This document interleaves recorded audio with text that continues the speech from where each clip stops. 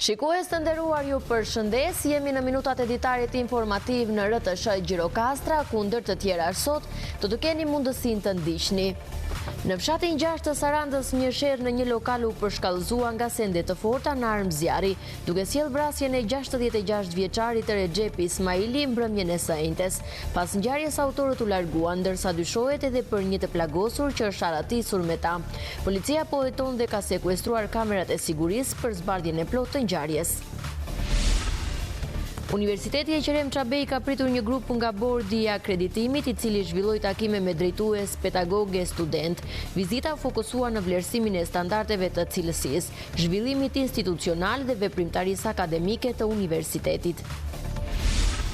Objektet historike dhe kulturore të Gjirokastrës po bëhen pjesë e rëndësishme e itinerareve turistike, duke tërhequr gjithnjë e më shumë vizitor vendas dhe të huaj. Muzeet brenda Kalasu ofrojnë atyre një udhëtim me histori dhe kulturë, përmes ekspozitave dhe objekteve që pasqyrojnë trashëgiminë e pasur dhe zhvillimin e qytetit ndër shekuj. Në fshatin Arshilengo, 74 vjeçari Lame Çoko vazhdon të punojë tokën me përkushtim, duke kultivuar pemë frutore dhe duke orientuar gjithnjë e më shumë drejt ullinjve. Me një përvojë të gjatë si zooteknika, ai e sheh bujqësinë si një vlerë të shtuar, por përballet me vështirësi në tregtimin e prodhimeve dhe sfidat që sjell klima. Ju njohim tani më gjërësisht. Në fshatin 6 të Sarandës, një sherr në një lokal u përshkallëzua nga sende të forta në armë zjarri, duke sjell vrasjen e 66 vjeçarit Rexhepi Ismaili mbrëmjen e së njëjtës. Pas ngjarjes autorët u larguan, ndërsa dyshohet edhe për një të plagosur që është arratisur me ta. Policia po heton dhe ka sekuestruar kamerat e sigurisë për zbardhjen e plotë të ngjarjes. Një konflikt i rënd i ndodhur mbrëmjen e së njëjtës në fshatin 6 të Sarandës është përshkallëzuar në përdorimin e armëve të zjarrit, duke i marrë jetën 66 vjeçarit Rexhepi Ismaili, pronari një karburanti dhe një kohësisht kryetari i shoqatës Çamëria në Sarandë. Ngjarja ka ndodhur rreth orës 21:30 minuta në ambientet e lokalit në pronësi të tij, vëllezërit Ismaili. Sipas burimeve hetimore, konflikti ka nisur fillimisht mes disa personave të përfshirë në një mosmarrëveshje që dyshohet të ketë lidhje me çështje pronësie dhe një tentativë për marrjen me forcë të një të riu që ndodhej brenda në lokal. Mësohet se në vendngjarje kanë hyrë rreth 10 persona, të cilët fillimisht janë konfliktuar me sende të forta, por situata është përshkallëzuar shpejt. Në këtë moment pronari i lokalit Rexhepi Ismaili ka ndërhyrë për të shmangur përplasjen, duke u thënë agresorëve se djalin nuk mund ta prekni në shtëpinë time, por ndërhyrja e tij nuk ka ndaluar eskalimin e situatës. Sipas hetimeve paraprake, dyshohet se shtetasi Lulzim Tabaku ka qenë personi që ka nxjerrë i pari armën dhe ka qelluar drejt 66 vjeçarit, duke i shkaktuar vdekjen e menjëhershme nga një plumë në kokë. Menjëherë pas tij, një tjetër person i ndodhur në banak ka hapur gjithashtu zjarr, duke kthyer ambientin në një skenë kaosi. Gjatë shtënave është plagosur edhe një person tjetër, identiteti i të cilit ende nuk është bërë i ditur. Ky shtetas nuk është paraqitur në asnjë spital për trajtim, ndërsa dyshohet se mund të jetë larguar nga vendngjarja bashkë me Lulzim Tabakun dhe persona të tjerë të përfshirë në konflikt. Hetuesit po punojnë me pistën se ngjarja mund të ketë nisur nga një konflikt pronësie, i cili më pas ka degeneruar në përplasje të dhunshme dhe tentativë për rrëmbim të një të riu. Megjithatë, motivet mbeten ende të paqarta në verifikim. Menjëherë pas ngjarjes, policia e Sarandës ka ngritur pika kontrolli në hyrje-daljen e zonës dhe po vijon krijen e territorit për kapjen e autorëve dhe personave të përfshirë. Në ndihmë të hetimeve janë sekuestruar edhe pamjet e kamerave të sigurisë së biznesit, të cilat pritet të ndihmojnë në rindërtimin e plotë të dinamikës së ngjarjes dhe identifikimin e të gjithë personave pjesëmarrës. Paralelisht po ushtrohen kontrolle në spitalet rajonale dhe klinikat private në të gjithë zonën, me qëllim gjetjen e të plagosurit të dyshuar. Nuk përjashtohet mundësia që autorët jenë larguar menjëherë nga Saranda, duke përfituar nga fakti që fshati 6 ndodhet në dalje të qytetit dhe ofron rrugë të shpejta daljeje. Grupi hetimor në drejtimin e prokurorisë po vjon veprimet për zbardhjen e plotë të ngjarjes, ndërsa pritet që dëshmitë dhe pamjet filmike të jenë kyçe në identifikimin e të gjithë zinxhirit të përfshirë në këtë ngjarje të rëndë. Vrasja e Rexhepi Ismailit në Sarandë ka sjellë reagime të shumta. Deputetët Ardit Bido dhe Ina Zhupa e kanë quajtur ngjarjen e rëndë dhe kanë kërkuar zbardhje të shpejtë të saj, ndërkohë që shoqata Çamëria ka dënuar vrasjen duke cilësuar Ismailin një figurë të rëndësishme dhe duke kërkuar drejtësi. Reagimet pas vrasjes së Recep Ismailit kanë qenë të shumta dhe të menjëhershme, duke reflektuar ndikimin e tij në jetën publike dhe komunitare në Sarandë, si dhe angazhimin e tij në çështjen Çame. Deputeti Ardit Bido e ka cilësuar ngjarjen të kopshme, duke theksuar se Ismaili ishte kryefamiljar i mirë, biznesmen i suksesshëm dhe patriot i përkushtuar.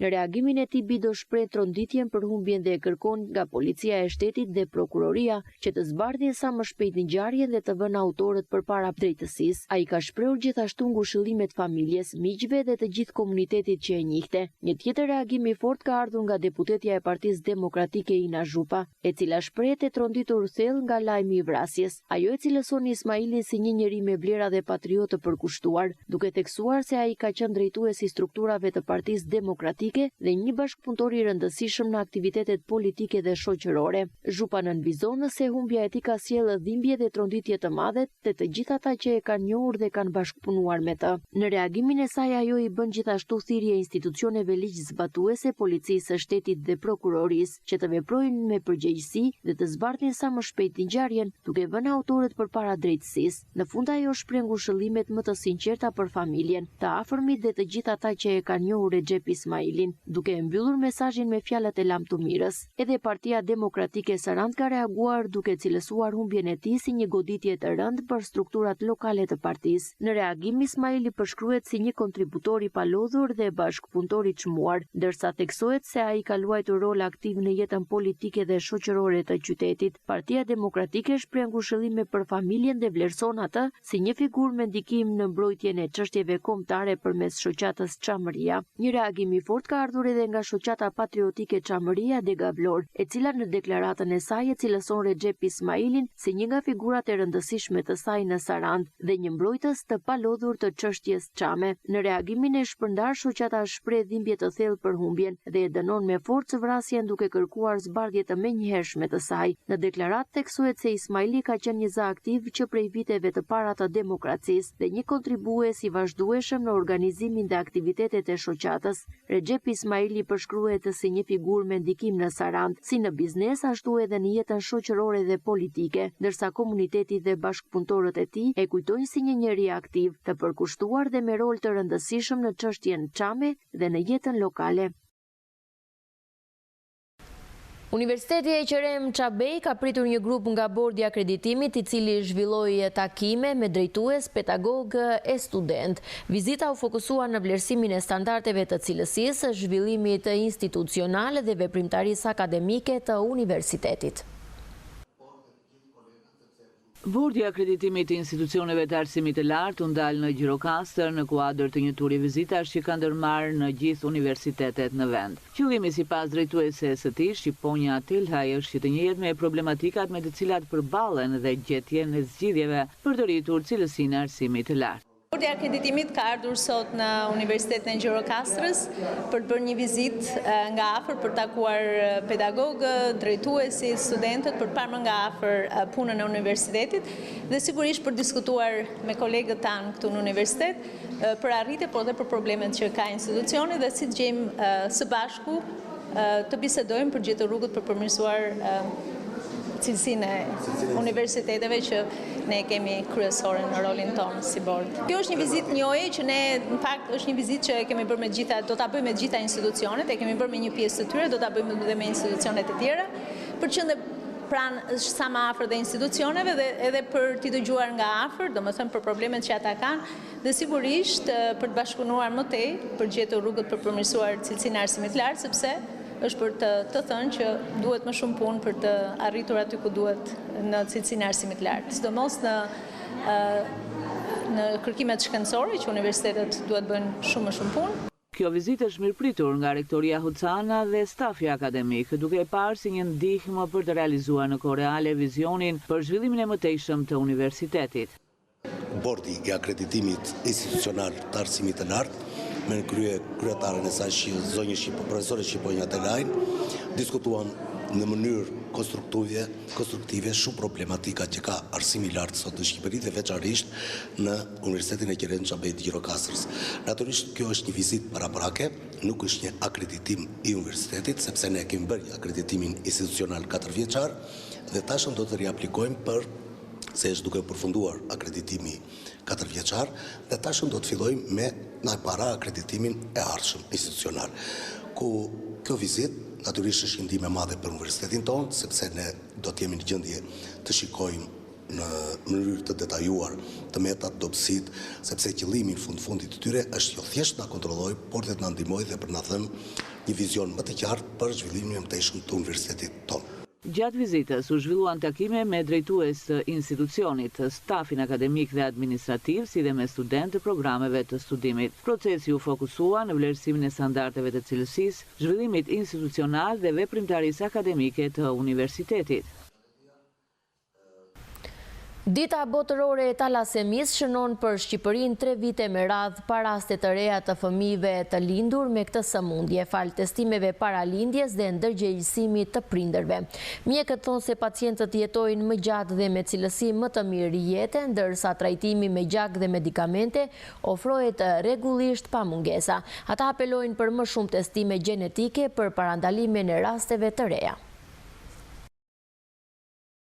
Bie në rastet me talasemi në Shqipëri, në 3 vitet e fundit kemi 0 të sëmurë të lindur. Regjistri kombëtar i pacientëve regjistron mbi 300 individ me këtë sëmundje, por mjekim marrin më pak. Aktualisht në Shqipëri, në mënyrë periodike marrin trajtim 200, sepse 100 kanë emigruar, ata kthehen në momentet të caktuara, por kryesisht jetën e tyre e kanë të zhvendosur në shtetet e tjera të Evropës. Gjatë 2025-s u regjistruan në spital vetëm 3 fëmijë, por edhe këta të lindur disa vite më parë, pasi familjet kishin shmangur regjistrimin e tyre me këtë diagnozë. Për shkaqe familjare, mbase edhe të një stigme, ata nuk kanë dashur të pranojnë që fëmia tyre ka lindur me talasemi dhe kanë marrë trajtime mbështetëse, por jo gjak. Fatmirësisht ata nuk kanë qenë forma të rënda të talasemisë, sepse një formë e rëndë e talasemisë mund të bëjë shok, mund të vijë me hemoglobin 3 dhe 4 dhe të kërkoj patjetër gjak. Megjithatë, dhe këto forma që ne i quajmë talasemi intermedia kërkojnë një ndjekje dhe transfuzione të vazhdueshme. Sot individët me talasemi jetojnë më gjatë dhe më mirë. Onkohematologja Kreka thot për rëtëshën se nuk ndodh në asnjë rast të mungojë në spital gjaku apo medikamenti që përthith hekurin e tepërt në organizëm nga transfuzionet. Marrin gjak cilësor, marrin gjak të shëndetshëm dhe vlerat e tyre të hemoglobinës para transfuzionit sot ne i gjejmë mbi 9 gram. Tregues shumë i mirë për funksionin e të gjithë organeve të tyre. Kanë arritur moshën mbi 40 vjeç, edhe 50 vjeç, janë martuar, kanë lindur fëmijë, mbartës në këtë rast, por shumë të shëndetshëm. Mbështetja psikologjike ka nxjerrë nga situata e vështirë e përjetimit disa fëmijë. Kemi një vajzë me talasemi major që vjen nga Tepelena, nga Kalivaçi Tepelenës, është 11 vjeç, por ajo nuk pranonte të fliste me asnjë prej nesh. Kishte një mbyllje në vetvete dhe në shtëpi kishte një tjetër sjellje, kur vinte këtu në spital kishte një tjetër sjellje. Dhe fal punës punonjëse sociale dhe të psikologes, ajo arriti që të fliste. Mjekët apelojnë për testime në mënyrë që 2 prindër të rinj, bartës të genit talasemik, të bëjnë kujdes në parandalimin e lindjeve të fëmijëve të sëmurë. Në kuadër të javës ndërgjegjësimit për shëndetin mendor të nënës, specialistët këshillojnë më shumë vëmendje dhe mbështetje për gratë gjatë shtatzanisë dhe pas lindjes, duke theksuar rëndësinë e trajtimit të ankthit dhe depresionit postpartum për mirëqenien e nënës dhe fëmijës. Mirëqenia mendore dhe emocionale e nënës po konsiderohet gjithnjë më shumë si një element thelbësor për shëndetin e saj dhe zhvillimin e foshnjës gjatë shtatzanisë dhe pas lindjes. Në kuadër të javës së ndërgjegjësimit për shëndetin mendor të nënës, specialistët 2 materniteteve në Tiranë kanë ngritur shqetësimin për nevojën e më shumë mbështetjes psikologjike ndaj grave në këtë periudhë delikate. Në maternitetin Mbretëresha Geraldin, psikologja thekson se fokusi kryesor i punës së tyre është mbështetja e vazhdueshme për nënat dhe ato të reja përmes takimeve dhe këshillimeve profesionale. Shëndeti mendor tek gratë dhe jo vetëm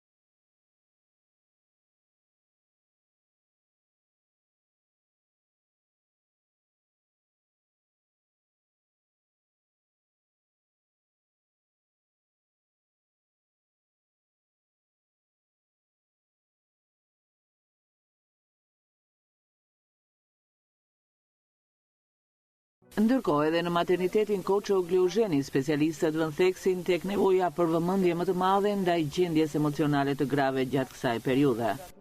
Aktualisht ndodhemi në javën e ndërgjegjësimit të shëndetit mendor të nënës. Si psikologe në maternitet jam në kontakt të përditshëm me nënat të cilat përjetojnë periudhën më të rëndësishme dhe ndjenjen më të bukur të jetës së tyre, por njëkohësisht është dhe periudha më e ndjeshme emocionale.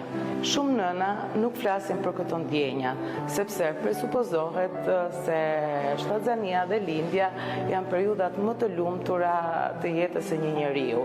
Por ashtu siç janë më të lumtura, duhet të kuptojmë që e gjithë kjo periudhë është një realitet kompleks. Prandaj duhet i kushtojmë shumë vëmendje shëndetit mendor të nënës, sepse shëndeti mendor nuk është luks, është një nevojë etike dhe një shëndet i mirë mendor i nënës ndikon në mirëqenien psikologjike të fëmijës, në zhvillimin emocional, në zhvillimin kognitiv, në zhvillimin relacional të fëmijës dhe gjithashtu ndikon edhe në ekuilibrin e familjes. Dashura nëna, ne jemi këtu për ju, për t'ju dëgjuar pa ju gjykuar, për t'ju dhënë ndihmë dhe këshilla profesionale, për t'ju ndihmuar që të merrni kujdesin e duhur në momentin e duhur.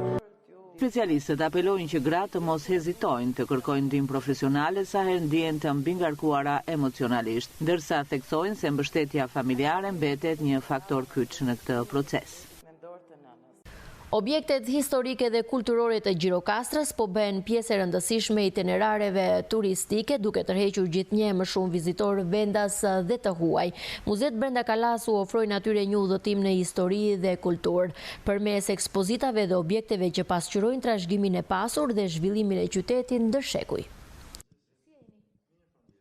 Muzet që ndodhen brenda kalas së Gjirokastrës po tërheqin gjithnjë më shumë vizitor, duke u kthyer në një nga pikat më të rëndësishme të turizmit kulturor në qytet. Kalaja e njohur për historinë e saj të gjatë dhe arkitekturën karakteristike ofron një kombinim të veçantë mes trashëgimisë historike dhe ekspozitave muzeale që tregojnë jetën dhe zhvillimin e zonës ndër shekuj. Kjo ka bërë që gjithnjë më shumë turistë zgjedhin ta përfshinë itinerarin e tyre. Ky muze është shumë interesant. Na ka lejuar të mësoj më shumë për kulturën dhe komunitetin e të zbuloj më shumë për këtë vend dhe historinë e tij. Po për mua është hera e parë këtu. Kam kërkuar informacion në internet dhe kam lexuar e mësuar më parë për Kalan dhe muzet brenda saj. Është hera ime e parë në këtë muze. Kam një udhërrëfyes që shpjegon muzeun dhe për këtë arsye jam këtu. Tani po lexoj të gjitha tabelat dhe informacionet. Mendoj se është shumë interesante të shohësh historinë mijëra vjeçare të Gjirokastrës. Është paraqitur shumë mirë për ne dhe jam e kënaqur që e vizitova. Fluksi i vizitorëve ka shënuar rritje të dukshme, veçanërisht gjatë sezonit pranveror. Turistët vijnë të interesuar për të njohur historinë e muzeve, objektet e ekspozuara dhe rrëfimet që lidhen me periudha të ndryshme historike. Ata shprehen të impresionuar nga mënyra se si informacioni është paraqitur dhe nga ruajtja e mirë e objekteve muzeale, duke konsideruar vizitën si një eksperiencë të vlefshme kulturore dhe edukative. Është shumë e rëndësishme për njerëzit të shohin historinë e kësaj kalaje dhe qytetit. Historia është shumë interesante. Unë jam shumë e interesuar për historinë. Jam nga Austria dhe është hera e dytë që vi në Shqipëri. Mendoj se Shqipëria është një vend shumë interesant, pak i njohur dhe ndodhet mes Greqisë, Italisë dhe Ballkanit. Muzet që ndodhen brenda kalas së Gjirokastrës po konsolidojnë gjithnjë më shumë si atraksione të rëndësishme për turizmin në jug të Shqipërisë. Rritja e numrit të vizitorëve tregon interesin në rritje për historinë, kulturën dhe trashëgiminë e zonës. Kjo prirje pozitive jo vetëm që ndihmon në promovimin e qytetit, por kontribuon edhe në zhvillimin e turizmit kulturor dhe ekonomik të Gjirokastrës në tërësi. Në prag të sezonit turistik, Bashkia e Këlqyrës po investon në përmirësimin e infrastrukturës dhe zgjerimin e kapaciteteve pritëse për vizitorët. Autoritetet vendore bëjnë të ditur se krah sistemimit të hapësirave publike dhe rrugëve, po mbështetet edhe biznesi lokal për të rritur ofertën turistike gjatë gjithë vitit. Në prag të sezonit turistik, Bashkia e Këlqyrës ka ndërmarrë disa hapa konkret për përmirësimin e infrastrukturës dhe rritjen e kapaciteteve pritëse për vizitorët. Sipas nënkryetares së bashkisë, janë zbatuar një sër projektesh që synojnë zhvillimin e zonës dhe promovimin e turizmit jo vetëm gjatë muajve të verës, por gjatë gjithë vitit. Investimet janë fokusuar kryesisht në përmirësimin e infrastrukturës rrugore, sistemimin e hapësirave publike e të tjerë. Në nisje të këtij sezoni turistik, Bashkia e Kultur krahas përmirësimeve që po bën në infrastrukturë dhe jo vetëm, ka momentalisht një nga projektet më të rëndësishme për bashkinë, që është ai i përmirësimit të ambienteve të sarajeve të Ali Bey Kulturës, ku po mundsohet krijimi një rrugë të re që do të lehtësojë kalimin e vizitorëve drejt sarajeve, do të pajiset me ndriçim dhe të gjitha rregullimet e tjera të nevojshme për ta kthyer në një atraksion turistik të nivelit që duhet. Nga sezoni në sezon, pra me kalimin e viteve, gjithmonë në kulturë ka patur një interes të shtuar, sidomos për historinë. Kultura gjendet mes natyrës dhe historisë, kështu që vizitorët janë nga të gjitha anët, po kryesisht ata nga Amerika ose nga Europa perëndimore janë gjithmonë të interesuar për historinë që kultura mbart. Paralelisht me investimet publike, bashkia po punon edhe për të nxitur zhvillimin e biznesit lokal. Këtë sezon turistik, krahas të kulturës edhe historisë që kultura ofron, kemi vënë re edhe një shtim të kërkesave nga individët për krijimin e bujtinave, hapësirave të tjera të agroturizmit dhe hapësirave akomoduese. Një mbështetje shumë e madhe në këtë sezon turistik është edhe rruga Ballaban Berat, që është shumë pranë përfundimit, e cila do t'i afrojë njerëzit e zonës jo vetëm me të gjithë Beratin dhe zonat përreth, po do të mundësojë edhe më tepër mundësi ekonomike dhe infrastrukture. Autoritetet vendore shprehen optimist se këtë sezon turistik, kultura do të tërheqë më shumë vizitor, fal natyrës, potencialit turistik dhe investimeve të ndryshme në infrastrukturë dhe shërbime. Saranda nuk tërheq vizitor vetëm për plazhin, por edhe për artin dhe kulturën. Në Galerinë e Arteve të qytetit, sezoni turistik ka sjell një rritje të ndjeshme të vizitorëve vendas dhe të huaj, të cilët shfaqin interes për ekspozitat dhe aktivitetet kulturore.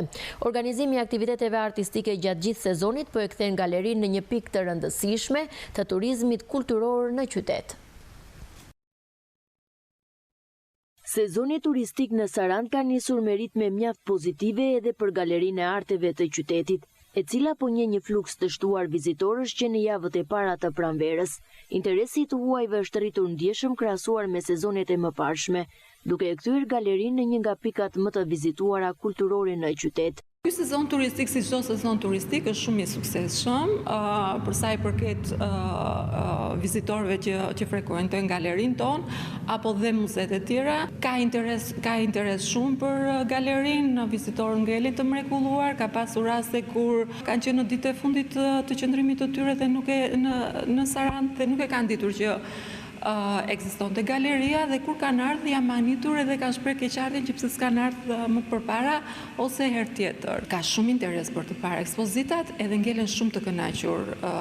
Mbandi ne kemi dhe një libër përshtypjesh, po të shikoni edhe të përshtypjet e tyre janë me superlativa. Nëse mund të shprehem me fjalët e një turiste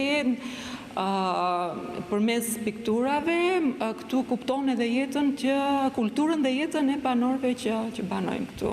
Me synim për të afruar sa më shumë turistët e huaj me jetën artistike dhe kulturore të qytetit, në Galerinë e Arteve organizohen aktivitete të shumta gjatë gjithë sezonit, ekspozita të përkohshme, takime me artistë, mbrëmje kulturore dhe prezantime të ndryshme artistike janë bërë pjesë e kalendarit të galerisë. Galeria mundohet që të organizojë aktivitete të ndryshme për gjatë gjithë vitit. Kjo dhe në varësi të festave të ndryshme, si festat e nëntorit, si festat e fundvitit, gjatë sezonit turistik, festat e qershorit, organizohen me aktivitete me shkollat e ndryshme, për të përcjellë edhe tek brezi i ri kulturën e artit dhe për të zhvilluar dhe krijimtarinë e tyre. Këto iniciativa synojnë jo vetëm promovimin e artistëve shqiptar, por edhe krijimin e një ure komunikimi mes kulturave të ndryshme përmes artit. Drejtuesit e galerisë shprehen se interesi i lartë i turistëve është një tregues i rëndësishëm për zhvillimin e turizmit kulturor në Sarandë dhe një motivim për të sjellë edhe më shumë aktivitete në vijim. Në fshatin Arshilengo, 74 vjeçari Lame Çoko vazhdon të punojë tokën me përkushtim, duke kultivuar pemë frutore dhe duke orientuar gjithnjë më shumë drejt ullinjve. Me një përvojë të gjatë si zooteknik, ai e sheh bujqësinë si një vlerë të shtuar, por përballet me vështirësi në tregtimin e prodhimit dhe sfidat që sjell klima. Në fshatin Arshilengo, 74 vjeçari Lame Çoku vazhdon të jetë i lidhur fort me tokën dhe punën në të. Në rreth 6 dynim tokë, ai ka kultivuar pemë të ndryshme frutore, duke u përkujdesur çdo ditë. Jam me gruan, fëmijët i kam në Gjermani. Veqim bari dhe njëkohësisht ajo është dhe për tavë për vaditje. Unë kam qenë zootehnik i lartë. Tani jam pensionist. Merrem me këtë punë. Kjo është një e mirë për mua, si familje. Së fundmi ka nisur të zëvendësoj një pjesë të pemëve me ullim, një zgjidhje që sipas tij sjell më shumë qëndrueshmëri dhe përfitim ekonomik. Nuk më ka ecur mirë me bajamen, me lathin, dhe kështu që do bëj një zëvendësim, do shtoj ullint janë atje, edhe vlera më e mirë është vaj ulliri, që ta konsumoj vetë. Megjithatë, sfidat mbeten të pranishme. Tregtimi i prodhimeve vijon të jetë problem, ndërsa kushtet klimaterike kanë ndikuar që viti i kaluar të mos jetë i mbar për prodhim. Ato janë rreth 20 rrënjë arë që prodhojnë. Edhe shek kam shumë, por nuk ka treg. Edhe ti mbam për dimër ato dhe dëmtojnë. Pavarësisht vështirësive, ai nuk ndalet, me besimin se toka shpërblen gjithmonë mundin, la me çoku, vijon punën çdo ditë. Ishim në minutat e ditarit informativ në RTS Gjirokastra. Unë ju falenderoj për vëmendjen, ju uroj shikim të këndshëm të programeve tona në vijim. Bashkë miru pafshim.